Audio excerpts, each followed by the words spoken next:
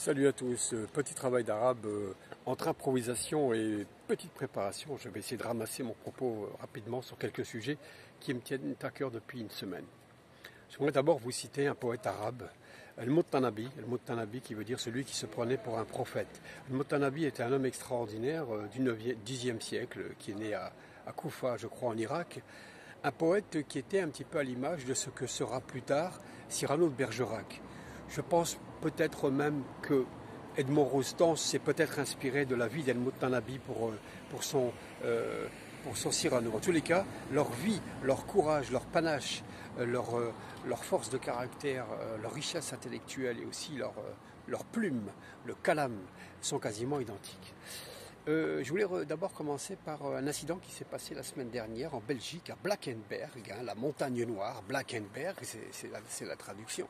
Ça s'est passé du côté flamand, sur la mer du Nord, pas loin de la Hollande, mais en Belgique, où à cause des conneries du confinement, d'éviter la concentration des gens, etc., il y avait beaucoup de monde sur les plages, et vous avez vu cette espèce de mathématiques imbécile qui consiste à compter les gens, etc., alors que tous les médecins sérieux, ceux qui ne sont pas vendus à la pharmacie scélérate et empoisonneuse, vous diront que impossible qu'un microbe, quel qu'il soit, puisse tenir plus de 3 secondes dans l'air, qui pourrait être qu'il serait électrocuté, directement foudroyé par les rayons ultraviolets. S'il y a bien un endroit où il n'y a aucun danger, c'est bien sur les plages. Mais bref, on ne nous laisse pas respirer, c'est le cas de le dire. Bref, avec ces mesures imbéciles aussi en Belgique, eh bien, il y avait trop de monde sur la plage de Blankenberg et la police est intervenue. Et apparemment, on a vu sur les réseaux sociaux une bagarre à bataille rangée contre la police. Et la police belge. Alors, j'aimerais dire que les jeunes qui sont là, volontairement le sont, on entend que ce sont des francophones. Alors il y a toujours une rivalité, hein. Il y a beaucoup de racisme contre les francophones de la part des flamingants. Les flamingants, c'est ceux qui militent pour la langue flamande, le néerlandais, bon, avec des thèmes et des dérapages racistes, hein, avec le Vlaams Belang qui est l'extrême droite pourrie de Belgique, hein, comme celle de France, aussi pourrie, et leurs idées fumeuses aussi. La police s'est pris pour vider une partie de la plage. Apparemment, elle se serait pris uniquement à ces jeunes belges, hein, belgo-maghrébins, visiblement. On nous les a montrés, visiblement. Alors moi, je ne sais pas ce qu'il y a eu. Hein. Je ne dis pas que ce sont des anges. Je parle de la police. Hein. Si on est un ange, on ne rentre pas dans la police en général. Blague à part, peut-être que ces jeunes n'étaient pas des anges non plus, mais il me semblerait qu'au lieu de vider la plage totalement, sans discernement, la police s'est d'abord pris à ces jeunes-là. Ça explique leur colère, leur indignation et le fait qu'ils se sont battus pour la police, parce que si on vide la plage, on la vide pour tout le monde, et non pas uniquement à ces types qui visiblement venaient de régions comme Bruxelles ou de régions wallonnes qui ne parlaient pas le flamand. Alors ça a été repris par des fachos, par des médias fachos pour discriminer et attaquer ces jeunes Belges, comme la France le fait facilement quand les chiens de garde sont d'attaque ou sont de sortie. Je reviendrai sur ce sujet si vous avez un avis là-dessus, donnez-le aussi. Si vous avez vu ces images, moi je connais assez bien la Belgique et je sais de quoi je parle quand je parle de racisme flamand, de Vlaams Belang, de racisme anti-maghrébin et d'islamophobie évidemment. Hein, c'est la prolongation des cris de serpents, des sifflements de serpents qui ruissellent de la France à la Belgique. Ce sont les mêmes quasiment qui diffusent ce poison d'islamophobie et de racisme un peu partout. On va revenir un petit peu à la France où ces cris de putois sont quasiment identiques puisqu'on s'en prend, pas les mêmes, hein, s'en prennent à Taha Bouhabs, hein, qui est ce jeune journaliste qui travaille en freelance, Taha Bouhabs, et Assia Traoré qui accuse la gendarmerie d'avoir tué son frère et qui se bat comme une tigresse pour faire condamner. Et surtout que son procès soit revu, le procès qui a apparemment blanchi les gendarmes. Taha Bouhabs, c'est qui rapidement? C'est ce jeune journaliste d'une vingtaine d'années, hein, un lion, hein, qui a montré la réalité, l'envers du décor quand Benalla, hein, le chouchou du locataire de l'Élysée, surtout de la locataire, puisqu'apparemment il était très bien. Il vivait la parfaite amitié avec Madame la locataire de l'Élysée. Et Taha Bouhabs, c'est lui qui a montré les images de la brutalité, de la violence de celui qui jouait aux flics, qui jouait aux agresseurs, aux cerbères, avec son pote Vincent Kras, avec des faux bandeaux de la police et qui ont tapé allègrement sur un type voilà, qui s'est fait fracasser lors du 1er mai. C'est Taha Bouhabs qui filme ça, qui balance ça sur le réseau, et ça va effectivement foutre le feu dans la maison Macron. Et on saura par la suite que ce Benalla, il y a un réseau qui fricote avec des vendeurs d'armes un peu chelous israéliens, la mafia russe, et qu'il a accès à l'Élysée un peu comme chez lui, grosso modo. Il a le pass quoi, à l'Élysée, il fait à peu près ce qu'il veut. Benalla, on saura qu'il a aussi 2 passeports diplomatiques et qu'il est quasiment intouchable et qu'il peut faire, malgré les scellés de son appartement, eh bien, il a pu sortir un coffre dans lequel il y aurait peut-être des pièces ou des photos compromettantes ou des grosses magouilles visant carrément la sécurité de l'État. C'est Taha Bouhabs qui se fait connaître avec ce scoop. Décidément, juste après ça, il est dans le viseur des chiens de garde, les snipers de la Macronie et de la liberté d'expression le surveillent. Il récidive, Taha Bouhabs, parce qu'il aime son métier de journaliste, et c'est un journaliste, malgré ce que dit le raston islamophobe du journal L'Observateur, je crois, ou un truc dans ce genre-là, enfin un torchon de cet acabit. Oui, il est journaliste à Bouhabs, bien sûr, il a une carte de presse et il fait des reportages certainement comme l'Obs ne l'a jamais fait. Je ne parle pas de l'Obs qui défendait un petit peu l'indépendance de l'Algérie, mais ça remonte à 50 ans. Depuis, c'est devenu un torchon, cet observateur. Maintenant, c'est plutôt un délateur, c'est pas l'observateur. Et Taha Bouhabs, qui porte un très beau nom, Taha Bouhabs, Taha c'est le nom du grand Taha Hussein, qui était l'écrivain arabe égyptien, ministre de l'éducation, enfin un immense bonhomme, Taha Hussein. Bref, revenons à notre Taha Bouhabs d'aujourd'hui. Il récidive lors d'un scoop aussi qui va déchirer le petit ronron médiatique en disant Macron dit qu'il n'y a pas de danger à sortir et on va tous sortir. Et il a raison, il n'y a aucun danger à sortir, pas de masque, tout va bien. Et il révèle sur sa page sur Twitter que Macron est avec Madame au théâtre au Bouffe du Nord à Paris. C'est pas là de la gare du Nord pour ceux qui vont voir où c'est. Voilà. Et alors là, les cerbères qui surveillent la sécurité du locataire de l'Élysée la prennent. Donc le président sort parce qu'il y a les gilets jaunes qui veulent débarquer. Ah bah écoute, ils veulent voir monsieur et madame s'éclater. Hein, ça changera, d'habitude ce sont eux qui se font éclater, et là ils veulent voir comment est madame, et sa cour versaillaise s'éclate au Bouffe du Nord. Du coup, eh bien, le couple doit dégager comme des lapins, et ça va pas plaire. Donc, avec toutes ces révélations, Bouhabs, effectivement, sans le souffle, on l'aime pas trop, et en haut lieu, c'est-à-dire dans le milieu, dans la mafia journaliste et médiatique, etc., ils veulent sa peau, et donc il faut lui construire une image d'extrémiste. Et là, comme il est parti en vacances, certainement pour travailler avec Assia Traoré, ces Bonnie and Clyde, il faut les chasser, il faut les tuer médiatiquement dans l'opinion. Ils ont été traqués vraiment par des chiens de garde où ils ont été voir ce qu'ils font à Marseille. On a soupçonné qu'ils magouillent. Elle, on l'a extrémisé, on a diabolisé Assia Traoré. Lui aussi a été diabolisé. Et le journaleux, le pouilleux de service, l'appelle l'indigéniste. Autrement dit, c'est plus un Français, Taha Bouhabs, alors qu'il est plus français certainement qu'un paquet de journaleux. Parce que ce dont je suis sûr, c'est que tous les ancêtres de Taha Bouhabs, comme beaucoup de Maghrébins, ont fait toutes les guerres pour un pays qui n'était pas leur, la France. Alors que ces mêmes journaleux, ces balances, ces collabos, je ne sais pas s'ils étaient collabos, mais je sais qu'ils étaient dans les caves, ils se cachaient à l'époque. Parce que l'esprit avec lequel ce journaliste s'attaque à Taha Bouhabs et à Assia Traoré montre quand même que ce mec-là, il est capable de vendre. Vendu lui-même, il peut vendre. Bref, c'est l'esprit de la presse, on va être qui est un peu comme ça aujourd'hui. Ça sent quand même ça sent la délation, ça sent le coup bas, ça sent la collaboration de bas étage. Bref, cet article qui attaque bassement Assia Traoré et Taha Bouhabs conclut avec ceci, ils sont ensemble, ceci, cela, la mer, etc. Enfin, ils n'ont plus le droit de faire ce qu'ils veulent. Et le type conclut en pensant faire un mot d'esprit, ce tocard, ce chien de service, en disant « Il ne manquerait plus que Taha Bouhabs et Assia Traoré se reproduisent. C'est quand même assez minable, c'est quand même assez détestable. C'est vrai que ce genre de presse, de collabo, qui sent quand même l'extrême droite et la pissotière à 200 000 km, préfère le couple, par exemple, d'Éric le zoophile et certainement sa prochaine collaboratrice, c'est le cas de le dire, sa prochaine collabo, Marion Maréchal. Il préfère certainement ce genre de couple d'extrême droite, collabo potentiellement, pourquoi pas, en tous les cas, beaucoup plus que pourrait l'être Assia Traoré et Taha Bouhabs. En tous les cas, si Assia Traoré et Bouhabs se reproduisent, je les félicite par avance.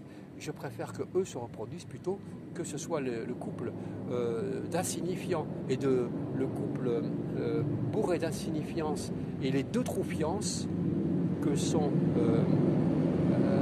Marion Maréchal et Marion Maréchal, pardon pour le bruit, c'est une moto, ouais. Je déteste les motards. Ouais. C'est pas leur cerveau qui ferait ce bruit-là, hein. En général, les motards. C'est le bruit qui les fait jouir. Je fais bon, allez, laisse tomber. Je déteste le bruit en général.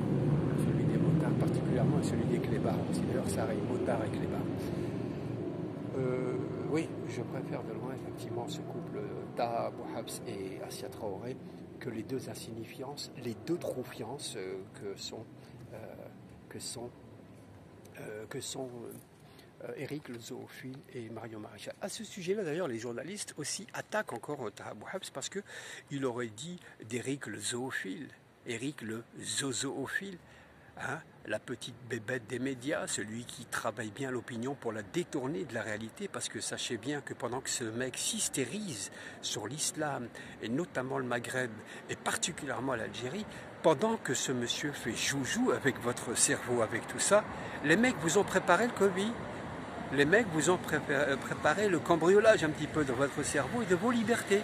Parce que vous regardiez effectivement les manigances, les accusations et les clichés gratuits vendus par la Zemmourance et consorts. Et pendant que vous regardiez ailleurs, pendant que vous étiez persuadé que l'ennemi c'était ça, eh bien ça se passait dans votre dos. Et vos libertés étaient menacées. Et c'est pas fini. Parce que vous allez continuer, chers compatriotes, c'est comme ça qu'il faut l'appeler, vous allez continuer à être obsédé par cette insinuation de la haine que vous donne ce serpent Éric le zoophile et sa colonie de serpents. Juste sur l'explosion à Beyrouth, hein, effectivement, le Liban, qu'on aime pour plein de raisons culturelles, géographiques, historiques, etc.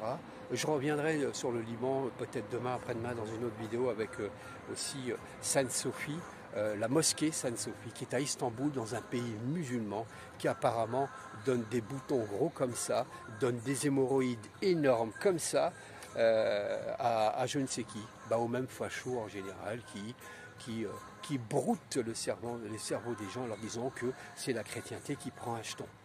Non, c'est pas Erdogan, c'est pas Sainte Sophie, c'est pas les musulmans qui ont craché sur le catholicisme.